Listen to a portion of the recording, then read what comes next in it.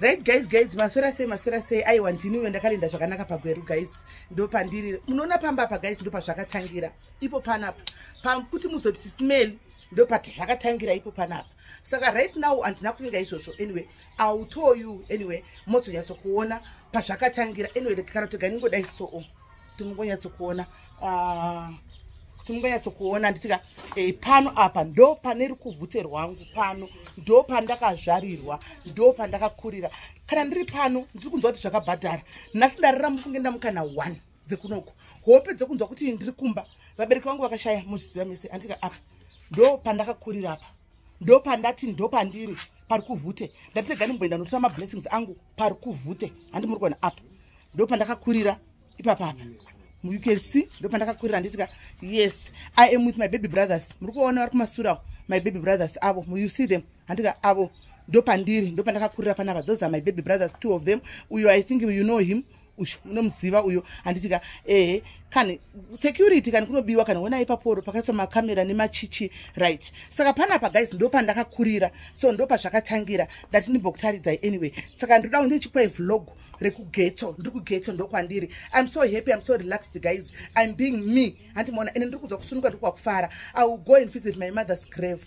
The challenge guys, I want to go and visit my father's grave, but you know the story andimuruza nyacho ikuna bankuru kuya saka ndikungona matati mwari vanipe strength mangwana if possible I'm going to wake up makusenti drive ndakananga ikoko kwagutu. I want to go and see my father's grave because it's been kuvazva vakavigwa patakabva kumanyaradzo. It's more than 20 years now. I've never gone there. Nekutya hama nekutya kuraiwa but ndakuzvidza kuti mwari ndiye anotendera kana tanoramba. Mwari ndiye mukuru ndiye takachengedzwa pane zvinhu zvakawanda pasina chakaitika paupenyu hwangu. Mwari asi vachindizama vavengi verudzi rwangu nevasiri vakandizama zvikaramba. Saka I've told myself kuti you know what, andina chanchatya, I'll have to go and see my father's grave because ndiri kutoda ndatongouya kuti ndizotora anointing andikaropafadzo rekuvabereki vavo. Saka payadi ndatsika ndiripo and I'm gonna be spending some days ndiri pano andisimaona. I'm so happy with my baby brothers are now at home and they are now here home pano antika one is staying here, the other one is staying at another house antika yekuti ndakaenda. I'll show you as well. So ndo pazvakatangira ndo pakakurira ndo pakazvarirwa sismell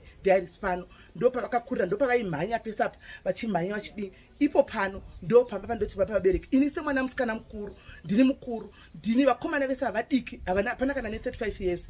Ini ndini ndinotoona kuti imba yamira so dzese dzamira so padai it's me ndini mukuru. Saka muchiona ndakadai so pamuchitondona ndichisekera paya ndinenge ndinewo mas responsibility akatodai mashoulders umu. And kuZimbabwe one thing that I've seen guys, I will come ndichida kuti interview nemakomana mumbozvinzwa ndaona chinhu chiri disappointing. Vana vari kuswera vachiita zvekusvuta mbanje ndo zvavari kuswera vachiita hakuna chekuita. Like I was literally asking them my next dose kuti and then ndingona this ndikasaka ndo lifestyle yenyu iyoyi ninye kuti hakuna mabasa but that one it will come on another chapter, next chapter. For now nangoti mumboona mother venyu simeli kuti pavakaberekwa ndipapa pane rukuvhute rwangu ruri somewhere muyadhi imomo kuti papi chaipo I don't know. But guys, stay tuned, nchange ndinemi.